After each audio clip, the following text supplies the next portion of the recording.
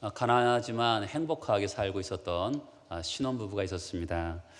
어느 날 갑자기 시련이 닥치게 되었는데 부인이 이름 모를 병에 걸려서 시름시름 앓게 되었습니다. 그런데 남편이 경제적으로 너무 가난한 집안이었기 때문에 자신의 무능 때문에 너무나 괴로웠습니다. 여러 날 고민하다가 이 남편이 아내를 속이기로 했습니다. 남편이 값싼 인삼 한 뿌리를 구했습니다. 그리고는 자기가 전날에 산삼을 캐는 꿈을 꿨는데 하면서 산에 가서 산삼을 캐왔다고, 이거 먹으면 건강할 거라고 아내에게 말을 합니다. 아내가 사랑하는 남편의 이야기를 듣고 그 인삼 뿌리를 한 뿌리 조금도 남기지 않고 정말 씹어 먹었습니다. 신기하게도 아내가 정말 그것을 인삼 한 뿌리 먹은 다음에 건강이 회복된 거예요. 그런데 사랑하는 그 남편이 한편에서는 죄책감이 드는 거죠. 아내를 속인 것에 대해서 마음이 굉장히 아팠습니다. 그래서 아내에게 자초지종을 설명했습니다. 그때 아내가 웃으면서 여보, 염려하지 말아요. 나는 인삼도 먹지 않고 산삼도 먹지 않고 당신의 사랑을 먹고 제가 나았어요. 그렇습니다. 여러분, 인간은 사랑을 먹고 사는 존재이죠. 산소가 없으면 사람이 질식해서 죽는 것처럼 사랑이 없으면 사람은 죽을 수밖에 없습니다. 사람이 아무리 가난하고 어려워도 사랑의 힘으로 충분히 살아갈 수가 있는 것이죠. 인생에서 가장 중요한 가치는 사랑입니다. 사랑은 주는 것만 사랑일까요? 아니죠. 사랑은 또 받는 것도 사랑인 것이죠. 사랑은 주고받는 것인데 정말 이 세상에서 가장 귀한 가치인 것이죠. 그런데 문제는 인간의 사랑에 한계가 있다는 것입니다. 인간은 어느 정도 더 이상 사랑을 줄 수 없는 때가 있어요. 어느 사진을 본 적이 있는데 전쟁터에서 어머니가 이렇게 아이에게 젖을 주고 있는 겁니다. 근데 그 어머니는 죽어가고 있어요. 마지막으로 그 아이에게 줄 수 있는 것이 젖이기 때문에 어머니가 죽어가면서 그 아이에게 젖을 주고 있는 것이죠. 엄마가 얼마나 아팠을까요? 자기가 죽으면서 인간의 한계를 느끼면서 마음이 굉장히 아프면서 사랑을 끝까지 베푸는 것입니다. 또한 유한한 인간은 오래오래 사랑하고 싶은데 더 이상 사랑할 수 없을 때가 있습니다. 어느 잡지에 본 이야기인데 2년 전 시부모님께 며느리가 핸드폰을 각자 어머니 아버지에게 사드렸습니다. 그리고 문자를 서로 나눠주는 법을 가르쳐 줬습니다. 그랬더니 시부모님이 서로 문자를 주고받으며 사랑을 나누게 되었습니다. 그런데 어머니께서 갑자기 병이 나서 죽게 되었습니다. 며느리는 어머니의 그 핸드폰을 산지 얼마 안 됐기 때문에 너무 버리기도 그래서 보관을 하는데 어느 날 갑자기 문자가 왔습니다. 여보, 나 오늘 늦게 들어가 어머니랑 저녁 식사해. 깜짝 놀랐죠. 어머니가 돌아가신 것 때문에 시아버지가 혹시 충격으로 치매가 오신 게 아닌가라는 생각이 들게 되었습니다. 며칠 후 또 문자가 오는 거예요. 김 여사, 지금 비가 오는데 내가 우산 들고 나갈까? 아차, 내가 미쳤군. 보고 싶소. 나중에 알고 보니까 어머니가 살아있는 것처럼 느껴서 이렇게 문자를 보냈던 것이죠. 아름다운 사랑 이야기지만 사랑을 오래오래 하고 싶지만 더 이상 인간은 사랑할 수 없을 때가 있습니다. 이것이 인간의 사랑이죠. 사랑하며 살고 싶지만 어쩔 수 없이 부족함이 있습니다. 그런데 감사하게도 우리에게 하나님의 사랑이 있습니다. 하나님의 사랑이 여기 있으니 하나님의 사랑은 완전하고 충분하고 전능한 사랑인 것이죠. 끝이 없는 사랑, 엔들리스 러브인 것입니다. 여러분, 로마서는 예수 그리스도를 소개하면서 시작합니다. 그리고 로마서 8장까지는 교리라고 볼 수가 있는 것이죠. 그런데 잘 읽어보면 로마서는 하나의 교리를 보는 것이 아니라 예수 그리스도를 우리에게 알게 해주는 것이죠. 그리고 어떻게 끝납니까? 로마서 8장 잘 보면 35절에 보면 그리스도의 사랑에서 끊으리요. 39절에 보면 우리 주 그리스도 예수 안에는 하나님의 사랑에서 끊을 수 없다. 예수 그리스도를 소개하면서 로마서가 시작되는데 로마서 8장 끝자락에 하나님의 사랑, 예수 그리스도의 사랑으로 우리에게 보여주고 있는 것이죠. 그럼 로마서는 우리에게 무엇을 알게 해주는 겁니까? 예수 그리스도를 알게 해주고 또한 예수 그리스도와 연합한 삶을 살라고 우리에게 알게 해주는 것이죠. 오늘 말씀 속에 보면 여러 가지 환난과 고난과 어려움이 닥치고 있는 로마 교회를 모습을 볼 수가 있습니다. 그 어려움을 어떻게 이겨갈 수 있습니까? 바로 하나님의 사랑으로 이겨갈 수 있음을 오늘 우리에게 말씀하고 있습니다. 질문을 볼까요? 31절에 보면 만일 하나님 우리를 위하시면 누가 우리를 대적하리요? 32절 하나님이 아들을 아끼지 않고 우리 모든 사람을 내어주셨다면 우리에게 하나님이 모든 것을 주시지 않겠느냐? 세 번째 질문 33절 하나님이 택하신 자를 누가 고발하리요? 네 번째 질문 34절 누가 우리를 정죄하리요? 여러분 질문은 이와 같이 네 가지 질문하는데 답은 딱 한 가지입니다. 35절에 보면 누가 우리를 그리스도의 사랑에서 끊으리요?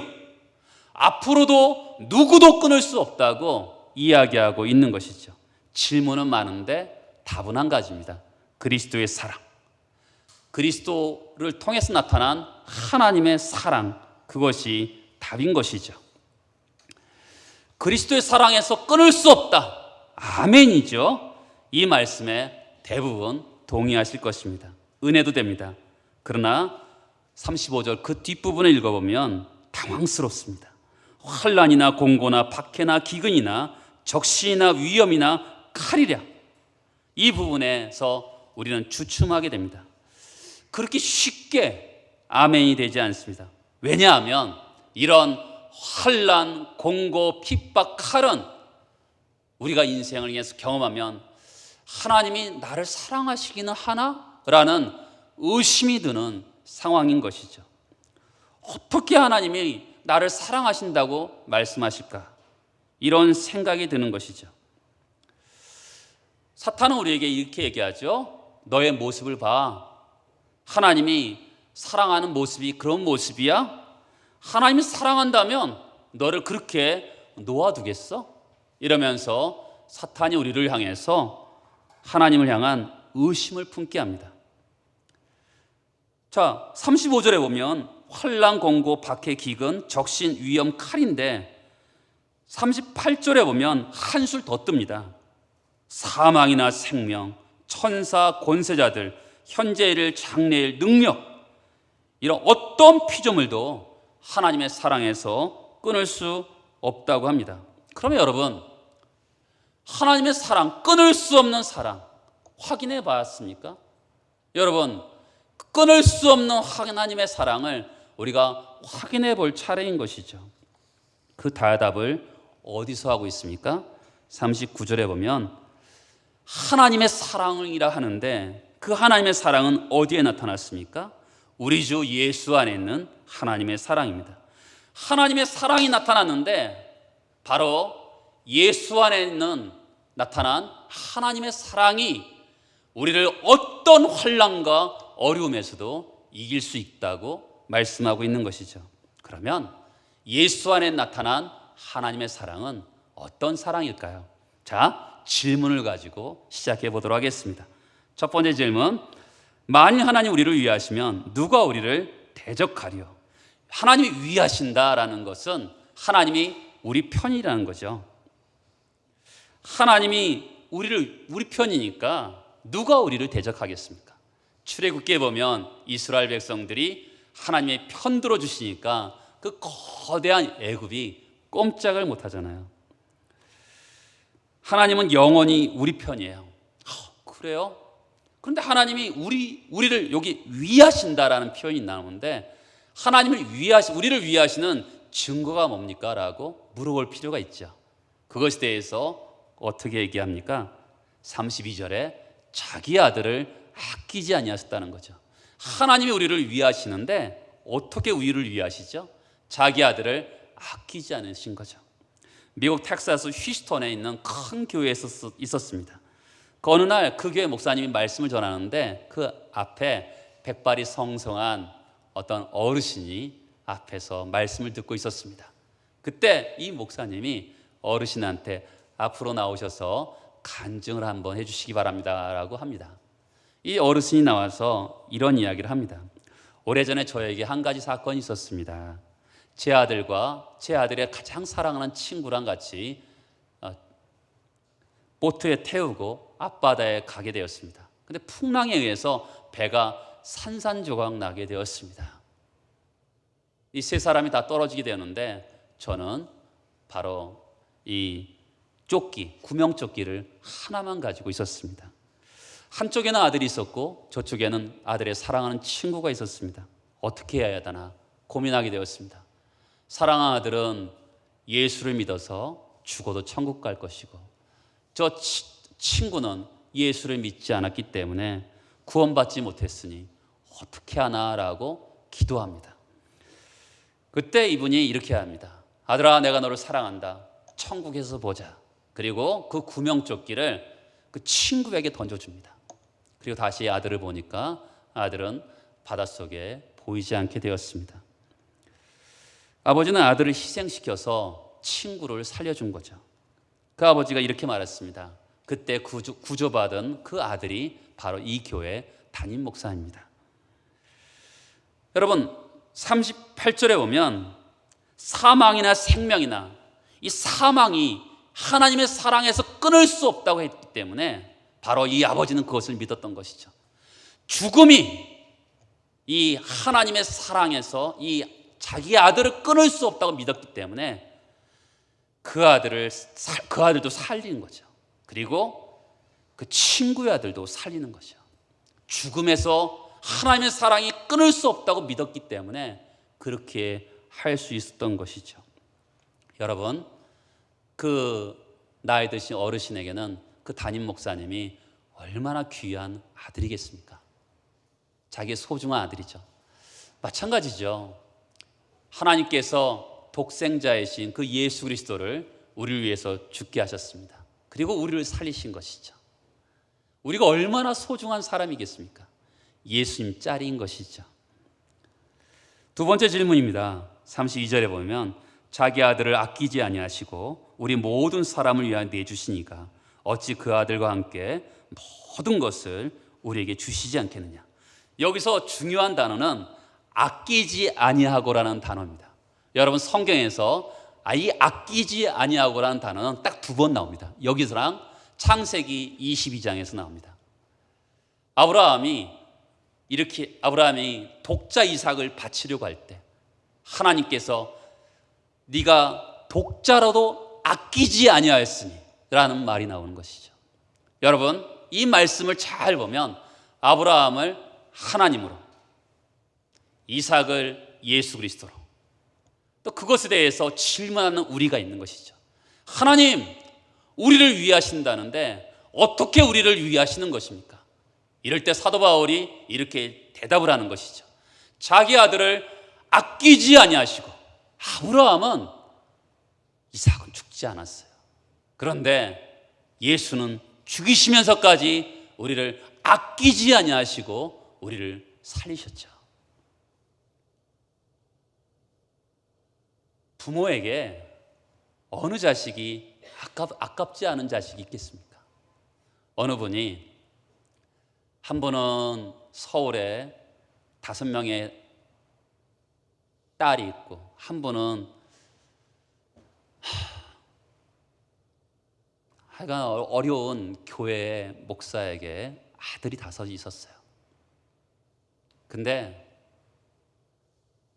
누군가가 양자를 하나 달라 그러는데 집에 가서 누굴 줄까 하는데 줄 사람이 없는 거죠.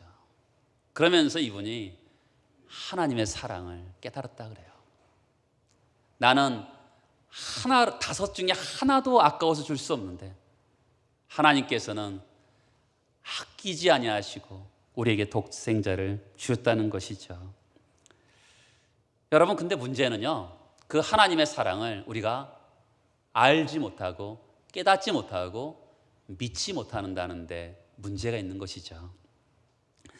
방직 공장에 다니는 아주머니가 있었습니다. 사랑하는 남편이 방직 공장에서 일을 하다가 순직을 하고, 그래서 방직 공장에서는 그 아주머니를 일할 수 있도록 배려를 해줬습니다. 유복자가 태어났어요. 일을 해야 되니까 일하다가 기숙사에 들어와서 아기 젖을 주고, 일하다가 또 아기 젖을 주고, 그렇게 삶을 살았습니다. 근데 어느 날 이 기숙사에 불이 난 거예요. 소방대원들이 누구도 들어가지 못하게 했는데 이 아주머니가 불을 뚫고 들어가서 그 아들을 품에 안고 나옵니다. 근데 이 아주머니는 머리는 새까맣게 다 타버리고 얼굴도 이그러지게 되었습니다. 이 아이가 잘 자라게 되었는데 유치원도 다니고 초등학교도 다니는데 아이들과 싸울 때, 아이들은 싸우면 항상 상대방에게 약점을 이야기하잖아요. 네 엄마 꼼보야 라고 이야기합니다. 이 아이가 너무나 상처를 받고 집에 와서 남의 엄마들은 다 이쁜데 왜 엄마는 곰보야 라면서 아주 하소연합니다. 이 아이가 어리기 때문에 어머니가 아직 설명을 하지 않고 이 아이가 어느 정도 자란 다음에 한번 부릅니다. 결혼 사진을 보여주면서 나도 원래 이렇게 이뻤단다. 그러면 자초지정을 얘기합니다. 이러이러해서 엄마 얼굴이 이렇게 이그러지게 되었단다. 그때 이 아이가 감격을 하면서 엄마의 사랑에 확신을 생기는 거죠. 친구들과 싸우게 되었습니다. 네 엄마 곰보야 할 때 이 아이는 이렇게 얘기합니다. 아니야, 엄마는 천사야. 이 세상에 우리 엄마 가장 예뻐. 이렇게 이야기하는 것이죠. 왜 그랬을까요? 이전에는 엄마의 사랑에 대해서 확신이 없으니까 누군가 공격을 하면 감당이 안 되는데, 엄마의 사랑에 확신이 생기니까 우리 어머니가 가장 나를 사랑했구나라는 것을 깨닫게 됩니다. 여러분, 깨달으면 어떻게 되죠? 그것에 대해서 반응하게 되는 것이죠.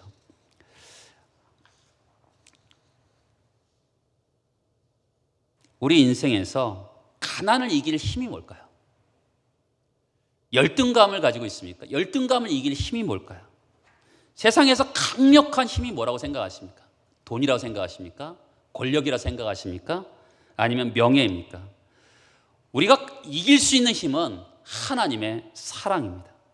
아들이신 그 예수께서, 그 예수를 우리가 영접하기만 하면 구원을 얻습니다. 그 예수를 얻기만 하면 우리에게 모든 것을 주신다고 이야기하십니다. 그렇죠? 근데 여러분, 우리가 그 아들이 아까워하지 않고 주셨는데 성경 우리의 상태를 얘기합니다. 하나님과 원수가 되었다, 연약했다, 죄인 되었을 때 세상에서 우리 가장 아까운 것은 귀한 사람에게 주는 건데, 원수이고 죄인이고 연약한 자였던 우리를에게 아까워하지 않으시고 하나님께서 아들을 주신 것이죠. 자기 아들을 아까워하지 않는 그런 사람이 준 사람이 얼마나 귀하겠습니까? 그래서 모든 것을 우리에게 주신다는 것이죠. 어떤 사람은 구원과 함께 사업의 은혜를 주시는 분도 있습니다. 어떤 사람은 구원과 함께 자녀를 주시는 경우도 있습니다. 어떤 사람은 구원과 함께 또한 기쁨을 주시는 경우도 있고, 어떤 사람은 구원과 함께 건강을 주시는 분이 있습니다. 하나님은 사랑하는 자에게 모든 것을 은사로 주시는 것이죠. 세 번째 질문입니다. 33절에 보면 누가 능히 하나님께 택하신 자들을 고발하리요? 여기서 대답을 하는 게 있습니다. 저를 따라서 해보시겠습니까? 하나님께서 택하신 자. 두 번째 대답입니다. 의롭다 하시니. 누가 우리를 향해서 고발할 때 우리가 대답할 말이 두 가지가 있는 것이죠. 하나님께서 나를 택하셨다, 하나님께서 나를 의롭다 하셨다라는 것을 대답을 주고 있는 것이죠. 여러분, 의롭다라는 것은 우리가 옳고 그르다라는 개념이 아닙니다. 성경에서 의롭다라는 것은 관계적인 개념입니다. 여러분, 제가 종종 말씀드리지만 우리가 의롭다 여김을 받았다는 것은 하나님의 자녀가 되었다는 것이죠. 사탄은 고발합니다. 우리가 죄를 짓기만 하면 어떻습니까? 우리가 언제 하나님의 사랑에서 끊어질 것 같은 생각이 들 때가 언제입니까? 죄를 지을 때입니다. 하나님 나 같은 자도 사랑하실까? 설마 나같이 이렇게 죄인을 나를 사랑하실까라는 의심이 들 때가 있습니다. 그런 것처럼 사탄이 우리를 향해서 고발하죠. 네가 그러고도 목사야, 네가 그러고도 성도야, 하나님의 은총이 분리될 거야, 이렇게 고발하죠. 그런데 하나님께서 우리를 향해서 뭐라 그러시죠? 내가 의롭다 여겼어. 뭐라 합니까? 사탄을 향해서 내 자녀야, 내 사랑하는 자녀야, 내가 택한 자녀야, 저리 가! 이렇게 하나님께서 말씀하시는 것이죠. 베드로서에 보면 의로운 롯을 거니셨다 그럽니다. 성경에 보면 롯이 의롭습니까? 아닙니다. 그런데 하나님과의 관계적인 개념을 이야기하는 것이죠. 조용해, 내 아들이야 라고 하면서 사탄의 고발에 대해서 응답하시는 것이죠. 이사야 43장을 보길까요? 이사야 43장을 보겠습니다. 43장 1절에 보면, 맨 끝에 보면 너는 내 것이라 라고 말을 합니다. 43장 4절에 보면 내가 너를 보배롭고 존귀하게 여기고 너를 사랑하였다고 합니다. 그러면 너는 내 것이고 보배로운 백성이다. 그러면 그 백성이 정말 믿음 좋은 백성일까요? 아니요, 아주 실망스럽습니다. 8절을 볼까요? 눈이 있어도 보지 못하고 귀가 있어도 듣지 못하는 백성이라고 얘기합니다. 하나님이 그렇게 말씀하시는데도 듣지 않는 백성이죠. 하나님을 너무너무 속상하게 하는 그런 백성입니다. 그런데 이상하게도 하나님은 너는 내 것이야, 내가 너를 보배롭게 여겼어. 왜 그처럼 사랑하실까요? 그것은 아버지이기 때문에 그렇습니다. 7절을 볼까요? 내 이름으로 불려지는 모든 자, 곧 내가 내 영광을 위하여 창조한 자를 오게 하라. 그를 내가 지었고 그를 내가 만들었느니라. 이스라엘 백성들을 만들었기 때문에 보배롭고 존귀하게 사랑하셨다는 것이죠. 우리가 어떤 존재입니까? 여러분, 우리는 예수 그리스도의 피로 구속받은 존재입니다. 우리가 어떤 존재입니까? 우리 안에 성령이 계시는 존재입니다. 하나님은 우리를 향해서 기뻐하실 것입니다. 오늘 처음 오신 분들이 있습니까? 하나님께서 미칠 지경으로 좋아하실 것입니다. 하나님이 우리를 사랑하셨기 때문에 하나님의 사랑에서 우리를 끊을 수 없는 거죠. 사탄이 우리를 향해서 고발해 보십시오. 하나님이 내 사랑하는 자녀야 라고 하면서 우리를 보호해 주실 것입니다. 하나님의 사랑이죠. 세 번째 질문입니다. 바로 34절에 보면 누가 정죄하려? 정죄할 수 없다는 것이죠. 그것에 대해서 세 가지로 대답을 합니다. 첫 번째는 뭡니까? 예수께서 우리를 위해서 죽으셨다고 얘기합니다. 두 번째는 뭡니까? 예수께서 살아나셨다고 얘기합니다.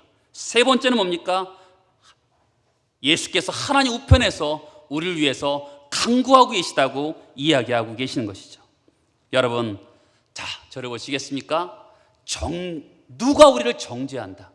여러분, 누가 우리를 고발하냐, 누가 우리를 정죄하냐는 비슷하죠.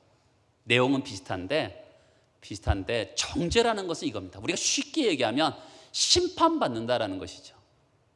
지옥 간다는 표현이라고는 정확하게 볼 수 있을 것 같습니다. 죄의 싹은 사망이라고 그랬잖아요. 그런데 예수께서 우리를 위해 죽으셨어요. 여러분, 예수께서 우리를 죽으셨는데 나의 죄를 깨끗하게 씻으셨죠. 죄의 싹은 사망인데 예수께서 내 죄를 깨끗하게 씻어주셨어요. 사망에서 생명으로 옮겨주셨어요. 누가 우리를 정죄하겠습니까? 누가 우리를 지옥으로 넣겠습니까? 누가 우리를 심판할 수 있겠습니까? 두 번째 질문은 이겁니다.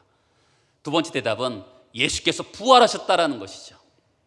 여러분, 이것은 제가 이번 주에 새벽기도 때 설교한 내용인데, 이스라엘 백성들은 1년에 한 번 대속죄일에 대제사장이 지성소에 들어갑니다. 들어갈 때 어떻게 들어가냐면 밑에 방울과 석류를 답니다. 그러면 방울과 석류가 닳으면서 이렇게 방울 소리가 나요. 하나님께 나아가서 하나님께 이스라엘 백성들 전체의 죄를 용서를 구합니다. 계속 방울 소리가 나죠. 그리고 나왔을 때 이스라엘 백성들은 와 하고 환호를 지릅니다. 왜 그랬을까요? 대제사장이 살아나왔었거든요. 살아나왔다는 게 뭐죠? 자기들의 죄가 용서받았다라는 확신을 대제사장이 살아나온 것을 통해서 확인해야 되는 겁니다. 마찬가지죠. 예수께서 부활하셨어요. 부활하신 것을 뭘 증명하는 거죠? 예수께서 우리의 죄를 다 용서하셨음을 증명하는 거죠. 그런데 누가 우리를 정죄하겠습니까? 예수의 부활은 우리의 심판과 지옥 가는 것까지 다 해결하셨음을 우리에게 말씀하고 있는 것이죠. 세 번째는 무엇입니까? 왜 우리가 정죄받지 않죠? 예수께서 하나님 우편에서 우리를 위해서 간구하고 계시기 때문에 그렇습니다. 26절, 27절에 보면 성령께서 말할 수 없는 탄식으로 우리를 위해서 간구하고 계시기 때문에 그런 것이죠. 하늘 우편에서 예수께서 우리를 위해서 간구하시고 우리 안에서 성령께서 우리를 위해서 간구하고 계시기 때문에 누가 우리를 정죄할 수 있겠습니까? 완벽하게 하나님께서 우리를 보호하고 계시기 때문에 우리는 놀라운 그 사랑을 믿는 것이죠. 35절에 보면 누가 우리를 그리스도의 사랑에서 끊으리오라고 합니다. 여러분, 이 말씀을 잘 보세요. 저를 보시겠어요? 여러분, 이 말씀은 우리가 하나님을 사랑하는데 누가 그것을 막을 수 있냐 이렇게 얘기하지 않아요. 그렇죠? 하나님이 우리를 향한 사랑이 베푸시는데 누가 그것을 끊겠냐라고 이야기하고 있는 것이죠. 주제는 예수님의 사랑인 것이죠.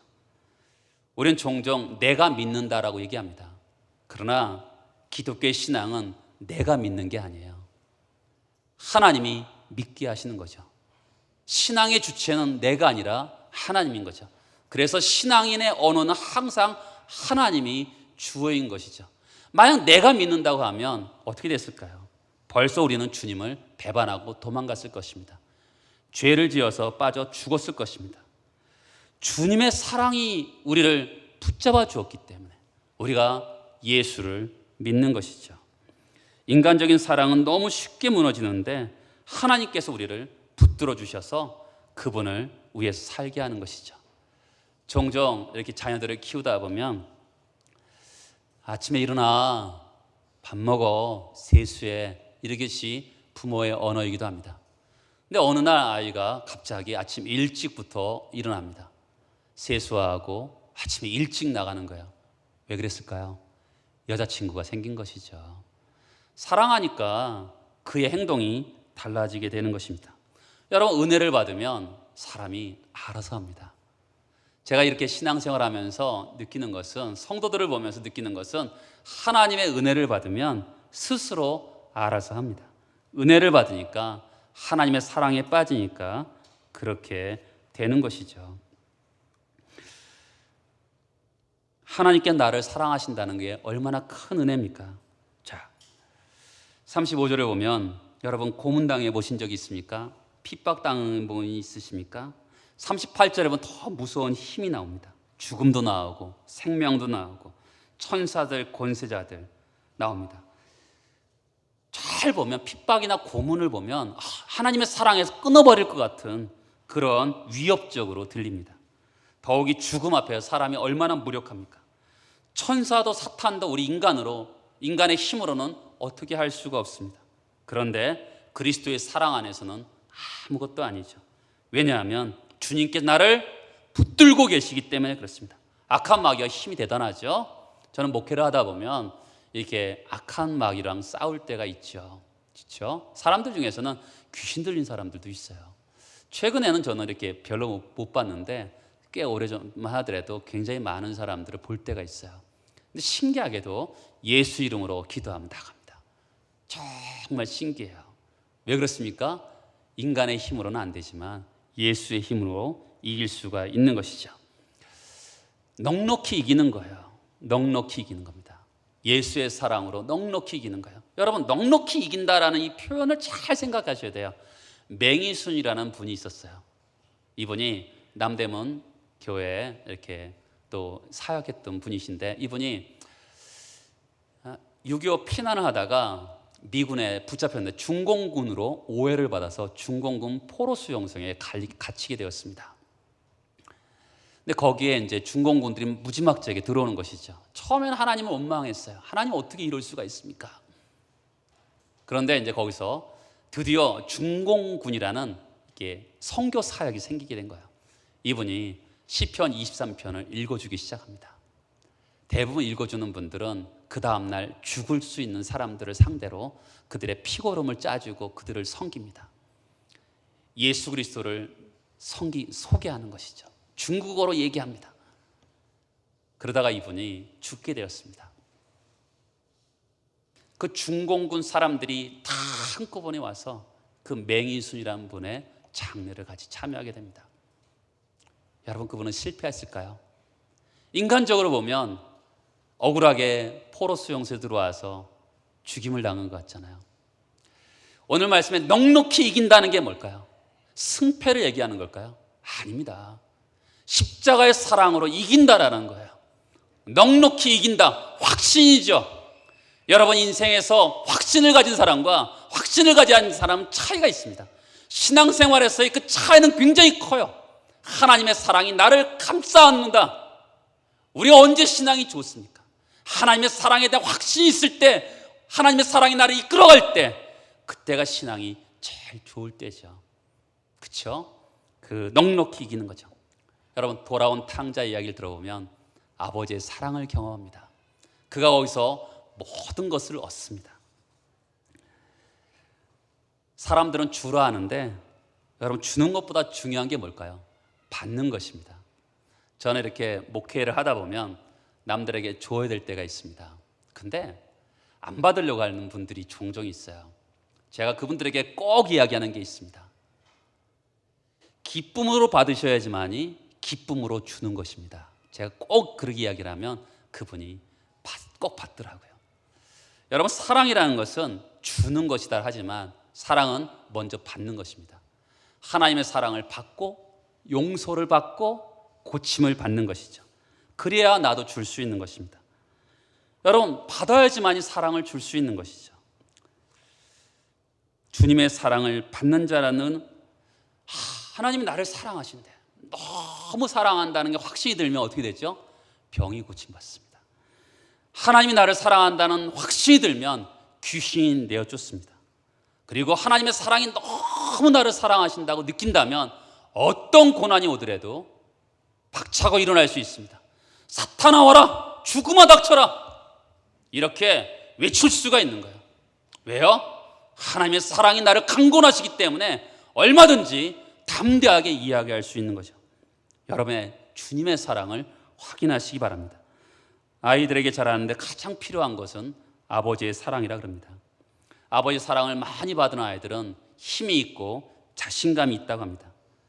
어른이 되어서도 담대하고 용기 있게 산다고 합니다. 그런데 아버지의 사랑을 잘 받지 못한 아이들은 모든 일에 적절하게 대응하지 못한다 그래요. 육신의 아버지에도 그처럼 아버지 사랑의 힘이 큰데 하나님의 사랑의 힘은 얼마나 크겠습니까? 시멘스 박사라는 분이 상담 사례를 통해서 아버지에게 상처받고 고통받았던 그 아이가 회복되는 이야기를 들었습니다.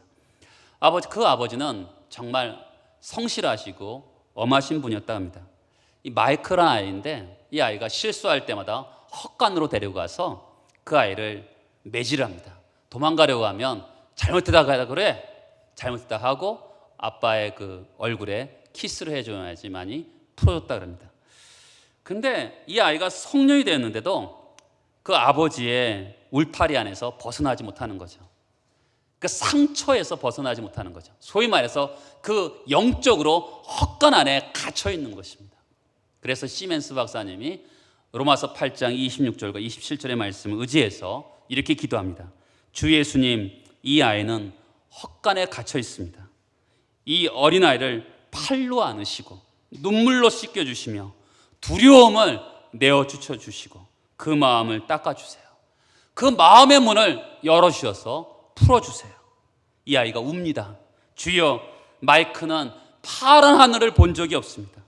아직 헛간 안에 갇혀 있습니다. 지금 문을 여셔서 그 아이를 꺼내서 자유롭게 해주세요. 여러분, 하나님은 어떤 분이십니까? 과거, 현재, 미래의 하나님이시죠. 그 아이의 과거를 향해서 가십니다. 그 아이가 보겠죠? 그 아이가 확건 안에 있는 그 고통당하는 그 아이를 꺼내서 자유롭게 하시는 거죠. 하나님은 그런 분이시죠. 하나님의 사랑은 우리로 하여금 과거의 그 얽매였던 상처에서도 우리를 꺼내시는 그 하나님의 사랑입니다. 그 사랑을 받은 사람들은 넉넉히 이기게 되는 것이죠. 사랑받은 사람은 모든 것을 이길 힘이 있습니다. 하나님의 사랑은 모든 것을 이길 힘이 있어요. 죄와 사탄을 이길 힘이 있고요, 좌절과 실패도 이길 수 있습니다. 어떤 어려움이 오더라도 하나님의 사랑을 받으면 이길 수가 있게 되는 것이죠. 사랑을 받고 사는 사람은 다른 사람에게 사랑을 줄 수 있습니다. 남에게 용기를 줄 수 있고, 사랑을 받는다는 확신이 들면 어떨까요? 여러분, 2000년 전에 수많은 사람들이 예수를 위해서 죽었어요. 왜 그렇죠? 하나님이 나를 사랑하셨다는 그 확신이 있으니까 박해를 이길 수가 있는 것이죠. 다니엘은 하나님의 사랑을 받은 자였습니다. 그런 확신이 있으니까 그 이방인들이 사는 바벨론에서 그 유혹을 이길 수가 있고, 또한 꿈을 해석하고, 그리고 사자굴 속에서도 담대하게 살아갈 수 있었던 것이죠. 오늘 주님은 여러분에게 말씀합니다. 너희는 나의 사랑받는 아들이고 딸이다. 여러분은 어떤 처지에 있든지 하나님은 여러분들을 사랑하십니다. 하늘의 복을 주기를 원하시는 분이시죠. 여러분, 그 하나님의 사랑을 받으시고 담대하시고 정말 용기를 내시기 바랍니다. 하나님의 사랑으로 정말 받음을 통해 성실하게 이 땅을 살아가는 여러분 되시길 축복합니다. 하나님이 여러분들과 함께 하십니다. 기도하겠습니다.